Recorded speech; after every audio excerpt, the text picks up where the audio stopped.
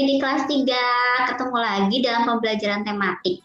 Kali ini kita akan belajar tematik tema 8, subtema 3, pembelajaran 5 dan 6. Kalian sudah tahu berbagai rambu lalu lintas. Rambu lalu lintas bermanfaat untuk mengatur lalu lintas. Rambu lalu lintas membantu perjalanan menjadi aman dan lancar. Rambu petunjuk ada dua macam.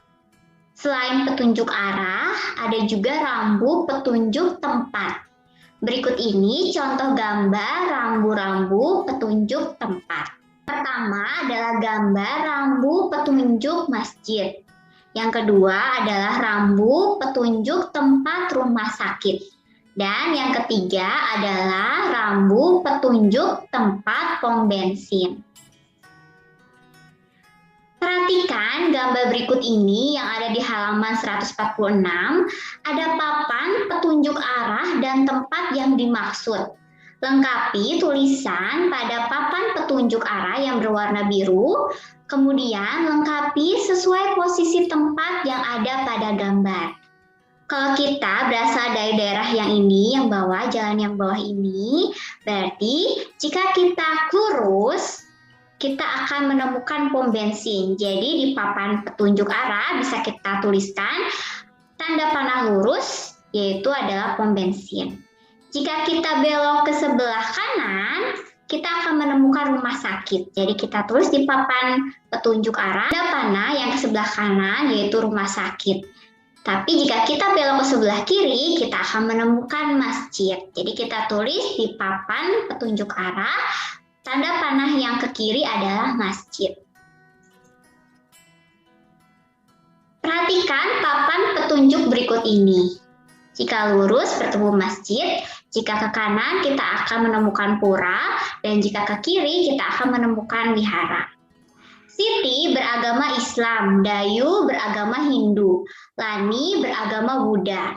Mereka sedang menuju rumah ibadah masing-masing. Manakah arah yang harus mereka lalui? Siti harus berjalan ke arah lurus agar Siti dapat menemukan masjid. Dayu harus berjalan ke arah kanan agar menemukan pura karena Dayu beragama Hindu. Sedangkan Lani yang beragama Buddha harus berjalan ke arah kiri sehingga menemukan wihara. Berikut adalah gambar-gambar rambu petunjuk tempat. Yang pertama adalah rumah ibadah umat Islam. Yang kedua, rambu rumah ibadah umat Buddha. Tiga adalah rambu rumah ibadah umat Hindu.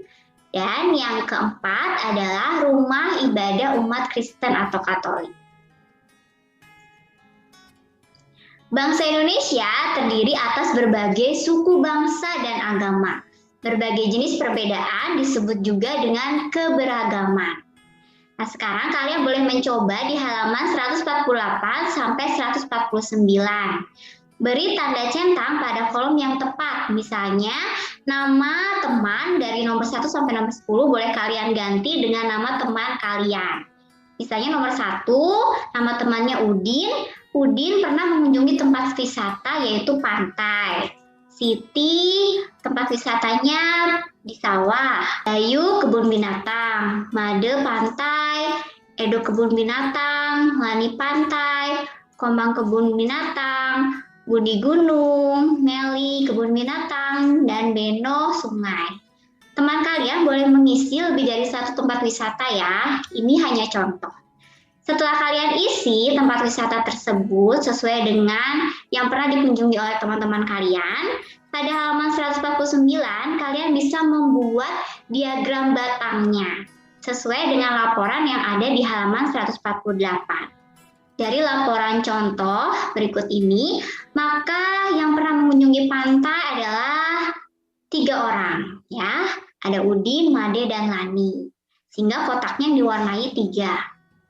Yang pernah mengunjungi gunung ada 1 orang yaitu Budi. Jadi diwarnai hanya 1 kotak.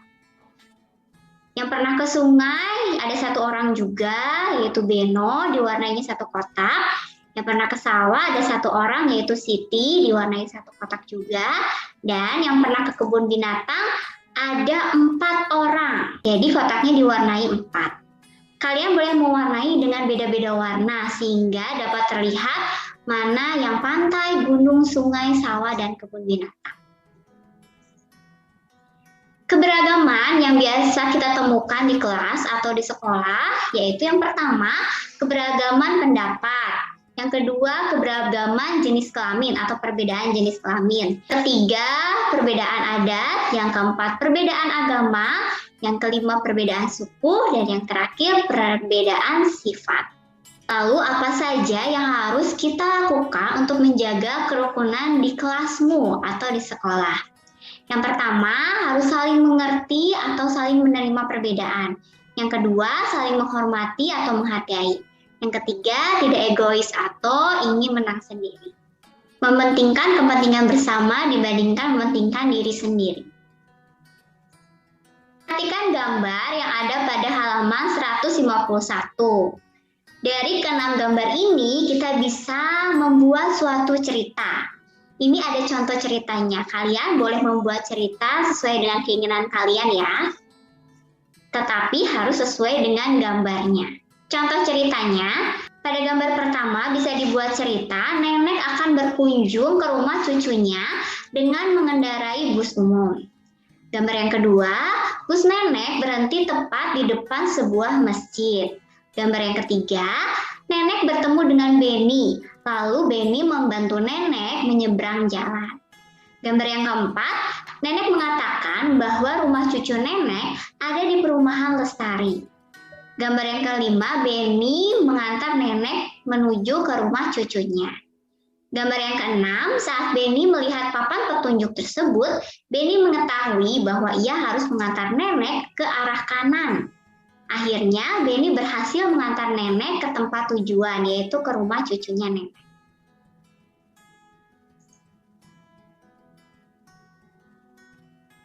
Setelah kita membuat cerita dari gambar tersebut, kita bisa menjawab pertanyaan berikut ini. Apa saja rambu lalu lintas yang kamu lihat dari gambar tersebut?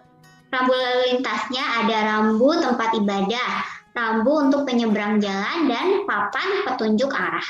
Nomor 2, apa saja hal yang perlu diperhatikan saat menyeberang jalan? Yang harus diperhatikan adalah memperhatikan dari arah kanan dan kiri apakah ada kendaraan yang melintas atau tidak. Cerita yang tadi masih berlanjut ya.